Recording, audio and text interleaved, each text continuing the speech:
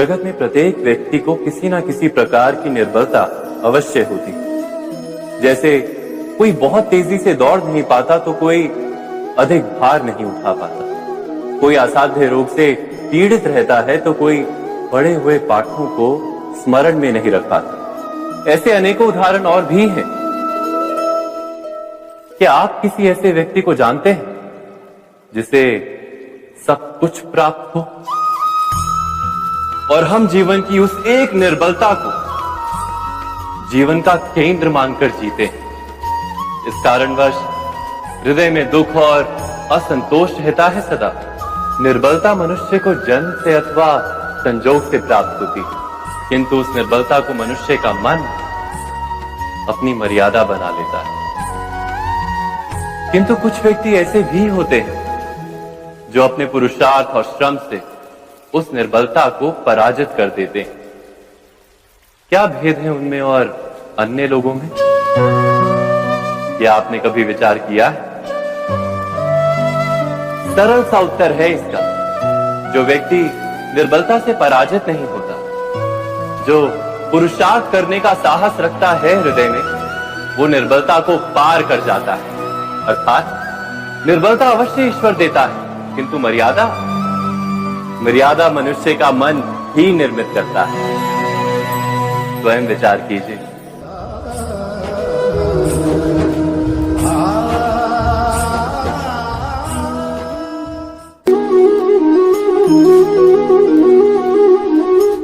भविष्य का दूसरा नाम है संघर्ष। हृदय में आज इच्छा होती है और यदि पूर्ण नहीं हो पाती तो हृदय भविष्य की योजना बनाता है। भविष्य में इच्छा पूर्ण होगी ऐसी कल्पना करता रहता है, किंतु जीवन ना तो भविष्य में है ना अतीत में। जीवन तो इस क्षण का नाम, अर्थात इस क्षण का अनुभव ही जीवन का अनुभव। पर हम ये जानते हुए भी इतना सा सत्य समझ नहीं पाते। या तो हम बीते हुए समय के स्मरणों को घेर कर बैठे रहते, या फिर आने वाले समय के लिए हम योजनाएं बनाते रहते हैं और जीवन जीवन बीत जाता है। एक सत्य यदि हम हृदय में उतार लें कि ना हम भविष्य देख सकते हैं, ना ही भविष्य निर्मित कर सकते हैं, हम तो केवल धैर्य और साहस के साथ भविष्य को आलिंगन दे सकते हैं, स्वागत कर सकते हैं भविष्य का। तो क्या जीवन का हर पल जीवन से नहीं भर जाएगा? स्वयं विचार कीजिए।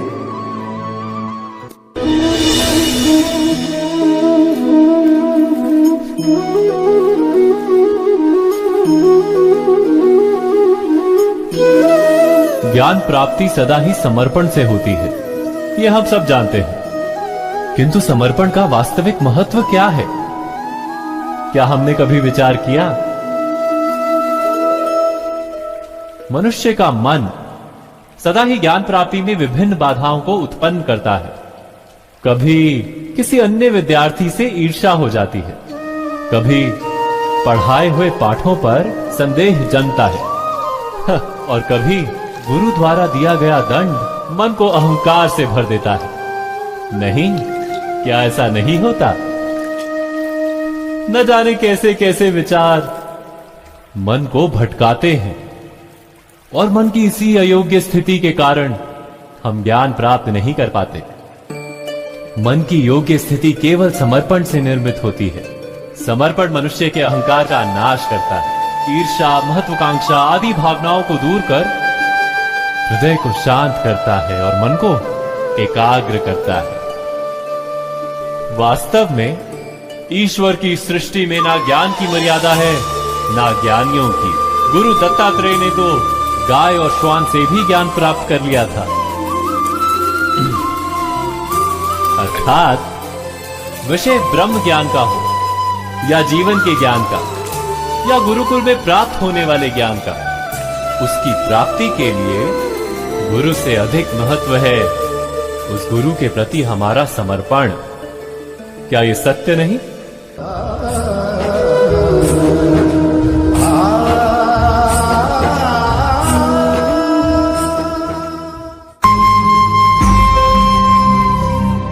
प्रत्येक मनुष्य के जीवन में ऐसा क्षण अवश्य आता है जब सारे स्वप्न, सारी आशाएं, सारे दृश्य ध्वस्त हो जाते हैं। जीवन के सारे आयोजन ही बिखर जाते हैं।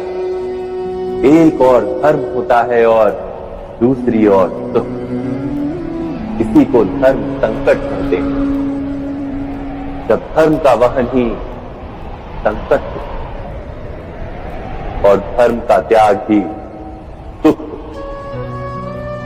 विचार कीजिए, कभी किसी स्वजन के विरुद्ध सत्य बोलने का अवसर प्राप्त हो जाता है, कभी ठीक दरिद्रता के समय सरलता से चोरी करने का मार्ग प्राप्त हो जाता है, कभी किसी शक्तिशाली राजनेता या राजा के कर्मचारी का अधर्म प्रकट हो जाता है। सबके जीवन में ऐसी घटना बनती ही रहती है। अधिकतर लोग ऐसे किसी क्षण को धर्म संकट के रूप में जान ही नहीं पाते। हमें किसी प्रकार के संघर्ष का अनुभव ही नहीं होता। सहजता से सुख की ओर खींचे चले जाते हैं, जैसे मक्खी गुड़ की ओर खींची चली जाती है। वास्तव में धर्म संकट का क्षण ईश्वर के निकट जाने का क्षण होता है। यदि हम संघर्षों से भयभीत ना, सुख की ओर आकर्षित ना, अपने धर्म पर दृढ़ रहे, तो ईश्वर का साक्षात्कार दूर नहीं।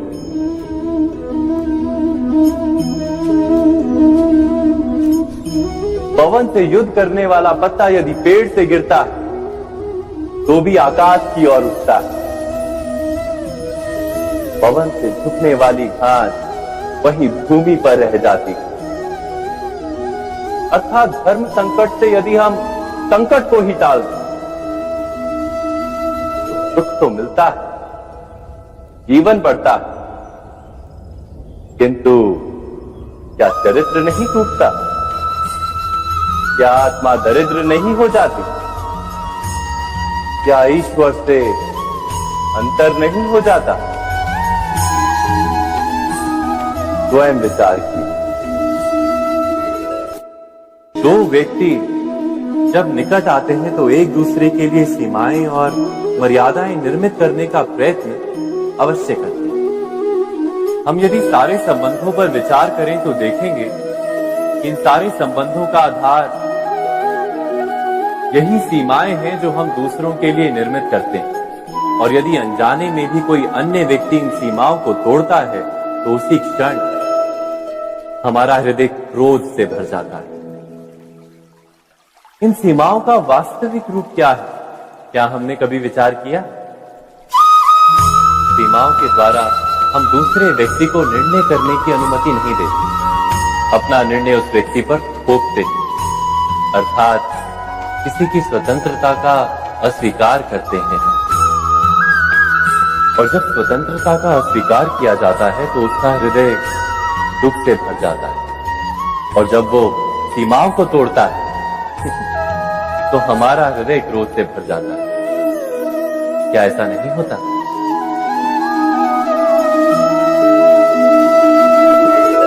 पर यदि एक दूसरे की स्वतंत्रता का सम्मान किया जाए तो किसी मर्यादाओं या सीमाओं की आवश्यकता ही नहीं होती। अर्थात जिस प्रकार स्वीकार किसी संबंध का देह है, क्या वैसे ही स्वतंत्रता किसी संबंध की आत्मा नहीं? स्वयं विचार कीजिए। सबके जीवन में ऐसा प्रसंग अवश्य आता है कि सत्य कहने का निश्चय होता है हृदय में, किंतु मुख से सत्य निकल नहीं पाता। कोई भय मन को घेर लेता है। किसी घटना अथवा प्रसंग के बारे में बात करना या फिर स्वयं से कोई भूल हो जाए उसके बारे में कुछ बोलना, क्या ये सत्य है? नहीं, ये तो केवल तथ्य है। अर्थात जैसा हुआ था वैसा केवल बोल देना सामान्य सी बात है। किंतु कभी कभी उस तथ्य को बोलते हुए भी भय लगता है। कदाचित किसी दूसरे की भावनाओं का विचार आता है मन, दूसरे को दुख होगा ये भय भी शब्दों को रोकता है। तो ये सत्य क्या है? क्या हमने कभी विचार किया है? जब भय रहते हुए भी कोई तथ्य बोलता है तो वो सत्य कहलाता है। वास्तव में सत्य कुछ और नहीं, केवल निर्भयता का दूसरा नाम। और निर्भय होने का कोई समय नहीं होता, क्योंकि निर्भयता आत्मा का स्वभाव है। अर्थात क्या प्रत्येक क्षण सत्य बोलने का क्षण नहीं होता?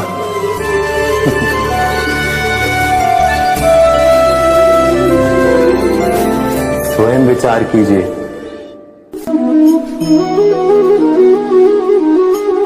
श्रेष्ठता का क्या अर्थ है? श्रेष्ठता का अर्थ है दूसरों से अधिक ज्ञान प्राप्त करना। अर्थात मूल्य इस बात का नहीं कि स्वयं कितना ज्ञान प्राप्त किया, मूल्य इस बात का है कि प्राप्त किया हुआ ज्ञान अन्य लोगों से कितना अधिक है। अर्थात श्रेष्ठता की इच्छा ज्ञान प्राप्ति को भी एक स्पर्धा बना देती है। और स्पर्धा में विजय अंतिम कब होती है?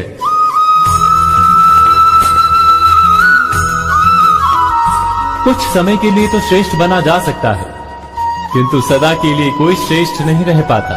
फिर वही असंतोष, पीड़ा और संघर्ष जन्म लेता है। किंतु श्रेष्ठ बनने के बदले यदि उत्तम बनने का प्रयत्न करें तो क्या होगा? उत्तम का अर्थ है कि जितना प्राप्त करने योग्य है वो सब प्राप्त करना, किसी से अधिक पाने की इच्छा से नहीं, मात्र आत्मा की तृप्ति हेतु कुछ प्राप्त करना। उत्तम के मार्ग पर किसी अन्य से स्पर्धा नहीं होती, स्वयं अपने आप से स्पर्धा होती है। अर्थात उत्तम बनने का प्रयत्न करने वाले को देर अबेर सारा ज्ञान प्राप्त हो जाता है, बिना प्रयत्न के ही वो श्रेष्ठ बन जाता है। किंतु जो श्रेष्ठ बनने का प्रयत्न करता है वो श्रेष्ठ बने या ना बने, उत्तम कभी नहीं बन पाता।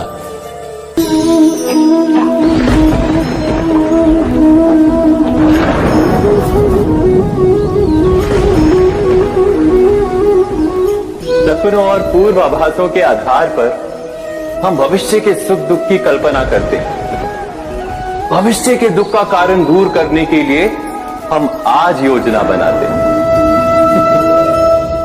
किंतु कल के संकट को आज निर्मूल करने से हमें लाभ मिलता है या हानि पहुंचती है? ये प्रश्न हम कभी नहीं करते। सत्य तो ये है कि संकट और उसका निवारण साथ जन से, व्यक्ति के लिए भी और सृष्टि के लिए भी। नहीं, आप अपने भूतकाल का स्मरण कीजिए, इतिहास को देखिए, आप तुरंत ही ये जान पाएंगे कि जब जब संकट आता है तब तब उसका निवारण करने वाली शक्ति भी जन्म लेती है। यही तो जगत का चलन है। वस्तुतः संकट ही शक्ति के जन्म का कारण है। प्रत्येक व्यक्ति जब संकट से निकलता है तो एक पद आगे बढ़ा होता है, अधिक चमकता है, आत्मविश्वास से अधिक भरा होता है, न केवल अपने लिए अपितु विश्व के लिए भी। क्या ये सत्य नहीं? वास्तव में संकट का जन्म है एक अवसर का जन्म, अपने आप को बदलने का, अपने विचारों को ऊंचाई पर करने का अवसर, अपनी आत्मा को बलवान और ज्ञान मंडित बनाने का अवसर। जो ये कर पाता है उसे कोई संकट नहीं होता, किंतु जो ये नहीं कर पाता वो तो स्वयं एक संकट है विश्व के लिए। विचार कीजिए।